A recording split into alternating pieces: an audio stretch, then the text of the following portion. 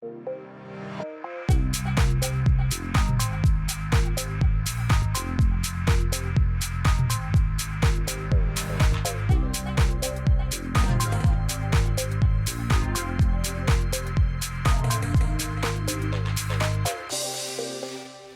a lot of what you've shared with us today can apply to sales leaders in any size business or industry. If I was one of your peers and I picked up the phone and said, hey Russ, I need some advice, what tips would you give me? I think there'd be three. One is to lead by example. The second one would be to measure and evaluate. And the third would be to really use technology as an enabler. And so leading by example, what does that mean? Well, in our company, the philosophy that I've kind of brought to the company has been to really maximize the throughput from a sales engine perspective. So we have a team of people in the Philippines that do all the research for all the contacts, and we use data.com as well. And we bring that into Salesforce so that, frankly, my college-educated sales development reps, all that they're doing is having meaningful conversations with people on the phone. And that maximizes the amount of demos that we set and improves our chances of closing a deal.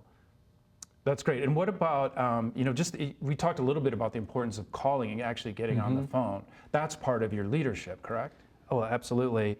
I'm a firm believer that you really can't expect your sales development reps or your salespeople to do what you want them to do if you don't demonstrate to them yourself that you're willing to do that. So in this case, I'm pretty much right alongside them, making calls. In fact, I show up on those leaderboards as well. I don't make as many calls as they do because there's a lot going on.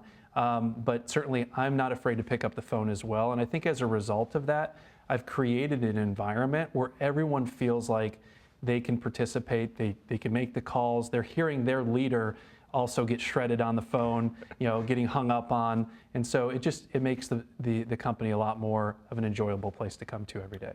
And for measurement, what should I measure? What's important?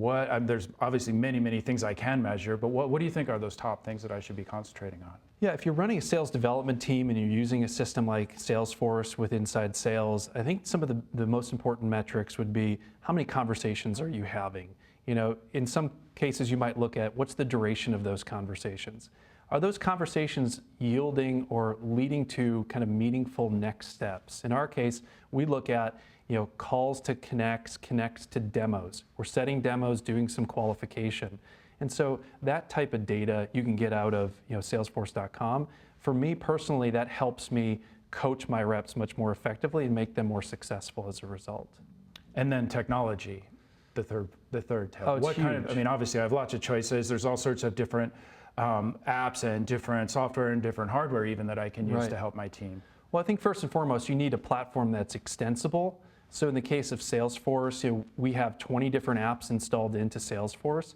And including inside sales.com, there hasn't been a single app that I couldn't have installed myself. So I think that has a lot to do with our success, is that we haven't had to rely upon expensive consultants to do what we've done. Inside sales, I installed in a matter of 2 hours. There was an installation guide. I just walked through that. And again, I'm not a technical person. So I think using technology as an enabler and using a platform approach so that you can pick and choose which apps, whether it's a dedupe tool, maybe it's it's a data tool like data.com, and bringing all of that into Salesforce as your system of record so you don't have all these other tools out there. I think that's been a very big piece of our success. Russ, thanks very much for being here today. I really enjoyed speaking with you. Welcome. And thank you for joining us. And I look forward to seeing you on the next App Talks.